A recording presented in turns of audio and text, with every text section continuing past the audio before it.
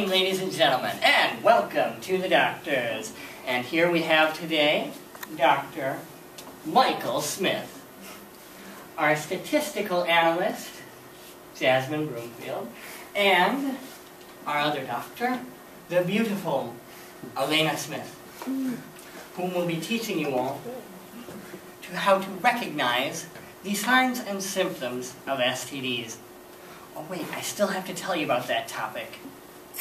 We are doing STD awareness for our episode today. You will have the pleasure of hearing from the great Dr. Michael Smith about the description of and several different types of STDs. And then you will hear symptoms and signs and statistical analysis. Oh wait, I forgot one. Oh, me, Dr. Humorous. I'm here to lighten the mood, tell you how to prevent those naughty STDs, and how to cure any STDs you may incur. Now without further ado, sit back, enjoy the ride, and the doctors will see you now. Alright, thank you, Trevor. Appreciate the introduction, it was very nice. Alright, so to start us off today, we have the wonderful Jasmine Broomfield, Doctor Analysis, talking to us about our first answer. Okay, according to Warren and Fassett, often talked about the importance of listening and the relationships that were built. By listening to someone about a problem or issue like an STD, you can change their lives. Alright, so listening is an important concept. Also, Warren and Fassett says that public advocacy, through media and visual aids, that's also important. Because today, our generation is starting to become more reliant and dependable upon these visual and media aids. And quite frankly, we all can agree that we can almost express anything we want through media or visual aids.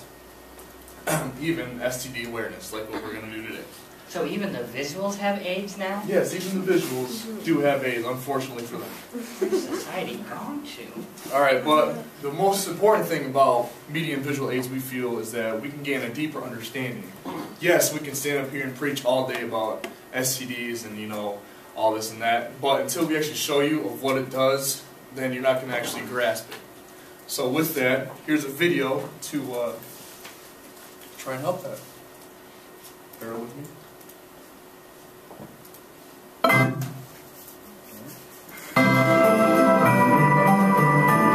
Oh man, that was one epic party last night. I saw you run off into the woods with Jessica Fluffytail. She's the hottest reindeer around. Oh, you know it, dude. We were going at it, right? And then I did my patented move, the antler surprise.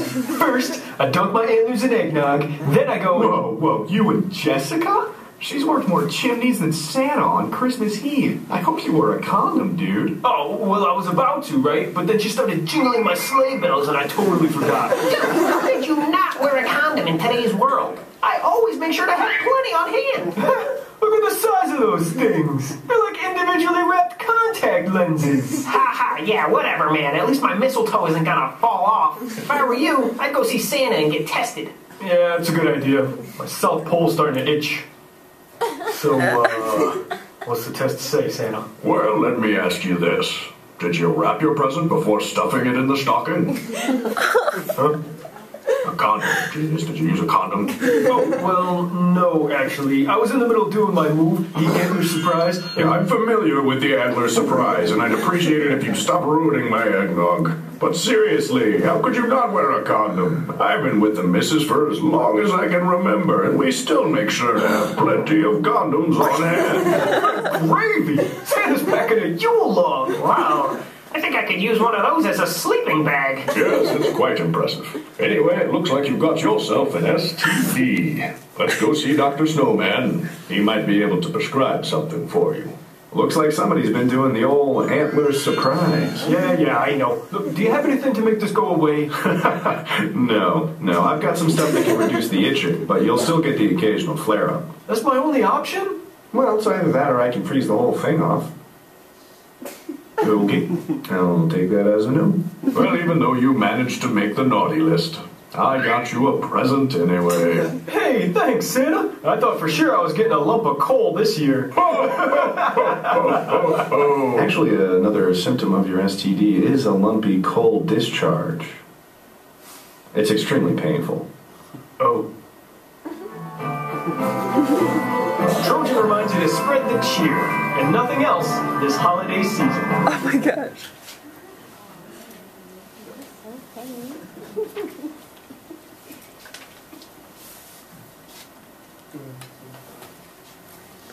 From that video, basically from Warren and Fawcett, it's advocacy through speaking up. Basically, he was like, you need to go get tested. You need to use a condom. You need to go get tested. And from everyone he went to, they're telling him the same thing. So basically, if you use the power of speaking up, and it's our responsibility to speak up to keep everybody safe. Basically, preaching protective sex.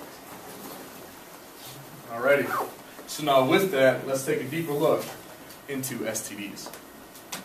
So first off comes the question of what is an STD? Alright, well we all probably know that STD stands for sexually transmitted disease, or the other one is sexually transmitted infection. And they're an infectious disease spread amongst people via some sort of contact. Now that raises the next question, well how exactly can these be spread? Now, obviously we know sexual intercourse, oral sex, bodily fluids, such as like blood or saliva. Another way is, if, let's say I have an STD, I don't, but let's say I do, alright? Say I have an open wound, and Dylan here comes up, he's got an open wound too, we actually touch wounds, then he could possibly get an STD now. Alright, and then another way is through, if a mother has an STD and she gives birth to her child, that's another way how STDs can be spread. And that's all from kidshealth.org. Alright. So this is how we're going to break it down to you today. There are two sort of types, bacterial versus viral. And we're going to start with bacterial first. Now I must warn you that some of these pictures may be a little explicit. I'm trying not getting too grossed out pictures. But if anyone can't stand to look at it the whole time while we're talking to it, just let me know. I have blank slides in between so I can just switch to that one. Alright? Alrighty, so the first one on the list, chlamydia. Chlamydia is a bacterial disease, like previously, like on the list shown. It can be found in the urethra, the rectum, or the eyes, shown over there. No. And it can be transmitted from individual to individual by genital contact or through intercourse. For chlamydia in women, bacteria initially infect the cervix and the urethra. Women who have symptoms might have abnormal vaginal discharge and burning sensation when urinating, and that's also in men. And according to effigy for women, men and women can both get it in the rectum and cause rectal pain, discharge, and bleeding. For treatment of chlamydia, a single dose of azithromycin or a weak dose of doxycycline twice a day are the most common treatments according to the CDC, Centers for Disease Control. And according to the CDC, the highest rates of chlamydia are found in southern states like Mississippi, Texas, Louisiana. And in 2009, 1,244,180 cases of chlamydia were reported. Alrighty, so that's chlamydia for you. Now the next one is gonorrhea. Oh yay. Gonorrhea is also a bacterial STD. It can also be found in the urethra and the rectum, but also can be found in the cervix, the anus, or the throat. And is transmitted through oral sex or intercourse.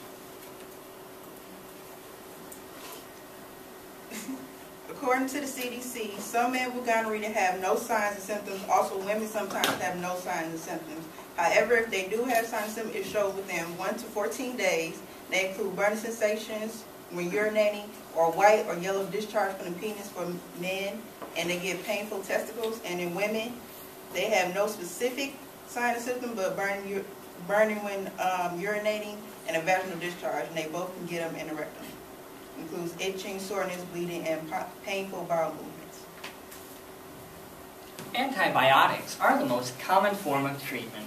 However, they are becoming harder to treat due to the fact that antibiotics kill off a certain amount of the strain, but some can be a mutated gene, and the mutated gene spreads, becoming antibiotic resistant. They're becoming harder to treat, but the most common form is antibiotics. And according to MedTV.com, 75% of all cases were found in 15 to 29-year-olds. And in 2002, 351,000 people were reported with gonorrhea. Alrighty, so that's gonorrhea for you.